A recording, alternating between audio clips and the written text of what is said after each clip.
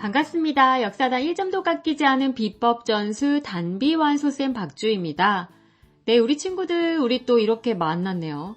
선생님의 목소리가 반가웠으면 좋겠는데, 자, 오늘은요, 이슬람 세계 형성과 발전이라는 주제로 이슬람교의 성립부터 시작해가지고요, 아라비아 반도에 성립된 이슬람 세계의 모습을 쭉 한번 살펴보도록 할 거예요. 자, 오늘도 열공할 준비 되셨나요? 그럼 지금부터 출발합니다. 첫 번째 단비 개념 주제부터 확인하죠. 이슬람교의 성립. 네, 먼저 세계 3대 종교 중에 하나죠. 이슬람교에 대해서 한번 살펴보도록 할게요. 6세기 무렵 사산왕조 페르시아와 그리고 비잔티움 제국의 대립이 굉장히 심해지게 되는데 전쟁으로까지 이어지니까 무역을 하는 데 있어서 비단기를 사용하는 게 좀처럼 쉽지가 않은 거예요. 자, 때문에 상인들은 전쟁 지역을 피한 다른 교역로를 찾게 됐고요. 결국에 아라비아 반도의 남쪽을 지나는 교역로를 통해서 활발한 무역이 이루어지게 되는데, 이렇게 아라비아 반도가 이 동서무역의 중심으로 떠오르게 됐고요. 이 지역 상업 귀족들은 많은 부를 쌓게 됐죠. 하지만 갑작스러운 경제 성장으로 사람들은 도덕적으로 타락하게 되고, 또 빈부격차나 계급의 차별은 날로 심해져만 갔어요. 여기다가 부족 간의 전쟁도 끊이지 않았었고요. 이런 혼란한 상황 속에서 의지할 만한 종교도 마땅치 않았는데 그때 생겨난 종교가 바로 이슬람교예요. 이슬람교는 메카의 상인이었던 무함마드, 누구요? 무함마드가 유대교와 크리스트교의 영향을 받아서 완성한 종교인데요. 무함마드는 유일신 알라로부터 최초의 쿠란을 계시받은 인물이고요. 쿠란이 바로 이슬람교의 경전이죠. 이슬람교는 유일신 알라를 섬기고 우상 숭배를 금지했어요. 그러니까 알라 외의 사람이나 물체를 신앙의 대상으로 숭배하면 안 되는 거예요. 그리고 이슬람교는 평등과 형제애를 강조하면서 하층민에게 큰 호응을 얻게 돼요. 하지만 다신교를 믿고 있던 메카 귀족들에게 탄압을 받게 되고 결국 무함마드는 메디나로 피신을 하게 되는데 이게 바로 622년의 역사적 사건인 헤지라예요. 헤지라는 성스러운 이주라는 뜻인데 무함마드가 귀족들의 탄압을 피해서 메카에서 메디나로 피신한 사건을 말하고요. 이슬람력의 원년이 됐죠. 메디나로 건너간 무함마드는 그곳에서 이 이슬람 공동체를 건설하고요. 세력을 점점 키워서 결국에 메카를 정복하고 630년에는 아라비아 반도까지 통일하게 돼요. 여기서 잠깐 이슬람교도가 지켜야 할 5가지 의무죠. 오행이라고 하는데 잠깐만 듣고 갈게요. 이슬람교도의 5가지 의무. 1. 신앙 고백. 알라 외에는 신이 없고 무함마드는 신의 사도이다 라고 고백한다. 2. 예배. 날마다 일정한 시간에 메카를 향해 5번씩 예배를 올린다. 3. 단식. 라마단 기간에는 낮 시간에 금식을 하며 절제된 생활을 한다. 4. 희사. 자기 재산의 일부를 종교세로 납부해 가난한 사람을 돕는다. 5. 성지순례. 평생에 한 번 이상 성진 메카를 순례한다. 네, 이슬람교를 믿는 무슬림들은 일상생활 속에서 이 5가지 의무를 반드시 지켜야 되죠. 자, 여기까지 이슬람교에 대한 얘기였고요. 이제 두 번째 단비 개념 주제 확인할게요. 이슬람 제국의 발전. 네, 여기서는 무함마드가 죽은 후의 이야기를 쭉 해보려고 하는데 이 무함마드는 딱히 후계자에 대한 언급이 없이 죽게 돼요. 자, 그래서 이 후계자를 누구로 세울 것인가에 대한 논쟁이 굉장히 많았는데 결국 선거를 통해서 칼리프라고 하는 이슬람 공동체 지도자를 뽑게 돼요. 칼리프는 정치와 종교를 아우르는 강력한 권력을 행사했고요. 이렇게 초기 4명의 칼리프를 선거로 선출하던 시기를 632년에 시작된 정통 칼리프 시대라고 해요. 정통 칼리프 시대에는 세력을 더욱 확대해서 사사랑조 페르시아를 정복하고요. 비잔티움 제국의 이집트를 차지하면서 대제국으로 성장하게 되죠. 하지만 그들은 정복지의 비이슬람교도에게 개종을 강요하지는 않아요. 지즈야라고 하는 세금만 내면 신앙과 재산의 자유를 인정해줬고요. 오히려 자발적으로 이슬람교로 개종하는 사람들이 생겨나요. 하지만 점점 영토가 확대되면서 지배층 내에선 이 칼리프 선출 과정으로 인한 분열이 생겼고요.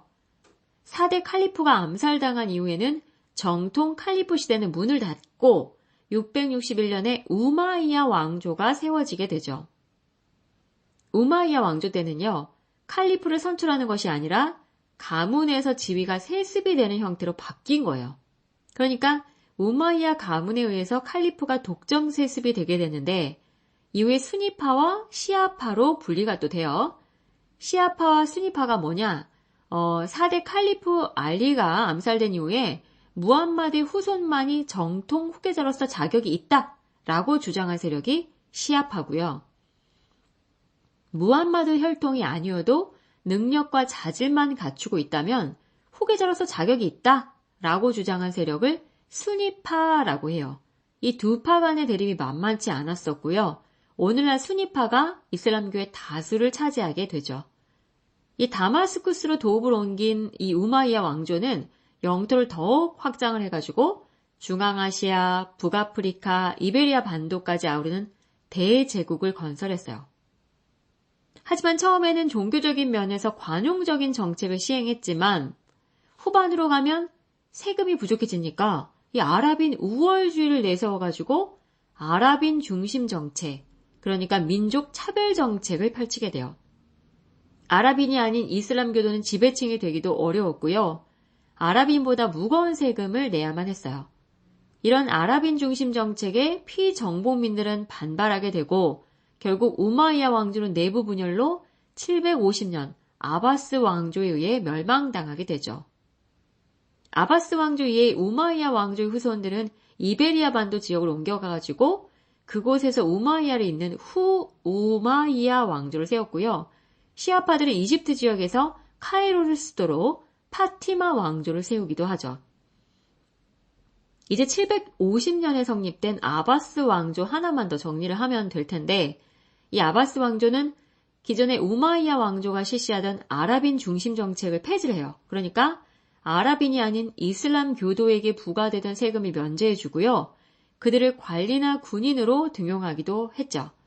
덕분에 아바스 왕조는 다양한 민족과 문화를 포용하는 이슬람 제국으로 발전해 나갈 수 있었어요.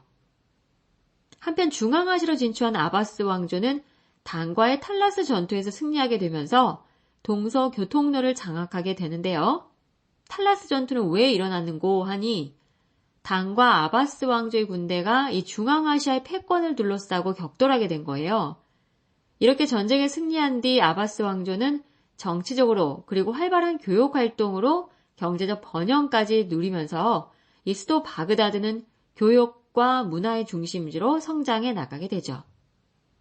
하지만 10세기 이후에 왕조가 스물스물 분열이 되면서 13세기의 몽골의 침입으로 멸망하게 돼요.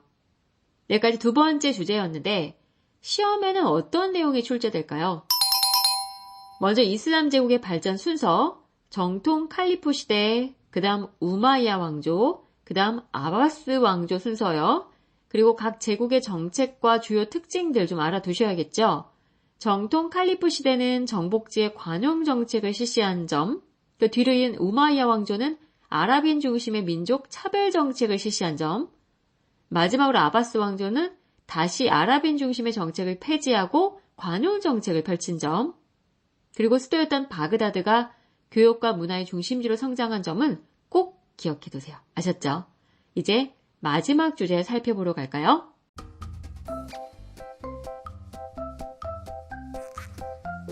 이슬람 문화권.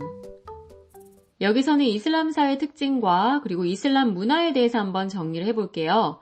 이슬람 사회는 일단 기본적으로 이슬람교를 믿고요. 아랍어를 바탕으로 다양한 문화 요소가 융합돼서 나타나요. 그리고 이슬람교의 경전인 쿠란은 종교뿐 아니라 일상생활의 기준이 됐고요. 신의 뜻을 왜곡할 가능성이 있어서 번역을 금지했어요. 그래서 아랍어로만 작성이 되기 때문에 이 쿠란이 이슬람 문화권의 통합에 자연스럽게 큰 몫을 하게 돼요. 이슬람 문화는 당연히 이슬람교의 영향이 크게 작용해서 형성이 되는데 이슬람 문화는 세계적, 융합적, 실용적, 과학적이라는 굉장히 무한한 특징을 지녀요. 일단 쿠란을 해석하는 과정에서 신학과 철학, 법학이 발전했고요. 아리스토텔레스를 비롯해서 그리스 철학을 깊이 연구해요. 그리고 문학 분야에서는 산문과 설화 문학이 발달했고 당시 작품으로 아라비안 나이트, 오호, 많이 들어봤어요. 그죠? 오늘 내용 중 가장 반가울 것 같은데 이 아라비안 나이트 천일 야화가 유명해요. 요거는 이제 아라비아의 민담을 중심으로 페르시아, 인도, 이집트의 설화를 재구성한 작품이고요. 많은 친구들이 아마 어렸을 때 그림책으로 한 번 정도 보지 않았을까 싶어요. 그리고 건축 분야에서는 둥근 도움 지붕과 뾰족한 첨탑을 가진 모스크 양식이 발달하고요. 기하학적인 무늬나 덩굴 무늬를 배열한 아라베스크 무늬가 발달해요. 이슬람교는 우상 숭배가 금지되어 있잖아요. 그래서 사실적인 그림은 그릴 수가 없어요. 그러다 보니까 비교적 추상적인 무늬를 그리는 아라베스크 무늬가 발달하게 된 거고요. 그리고 자연과학 분야도 크게 발달해가지고 서양 근대과학 발달에 기여하게 됐는데 일단 수학 분야에서는 인도의 0의 개념을 받아들여서 아라비아 숫자를 완성하고요. 화학 분야에서는 연금술이 발달하는데 연금술이 뭐죠?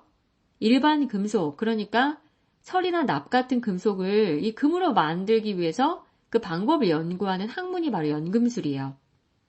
물론 금으로 바꾸는 데는 실패했지만 연구하는 과정에서 화학실험 방법과 그리고 합금 기술이 발전하게 되고요. 오늘날 사용하고 있는 알코올, 알칼리, 이런 화학 용어가 다 이슬람의 영향을 받은 거예요. 이렇게 마지막 주제까지 정리를 해봤는데요. 이슬람 문화 부분은 이 주관식보다는 좀 선택형으로 출제가 많이 돼요. 그래서 선생님이 따로 딸랑딸랑 종소리 들려주지 않았어요. 스스로 본인 학교 교과서 내용 바탕으로 잘 좀 정리해 두시고 오늘도 세상에서 제일 어려운 공부하시느라 고생 많으셨어요. 다음 시간에 우리 친구들 다시 만나요. 안녕.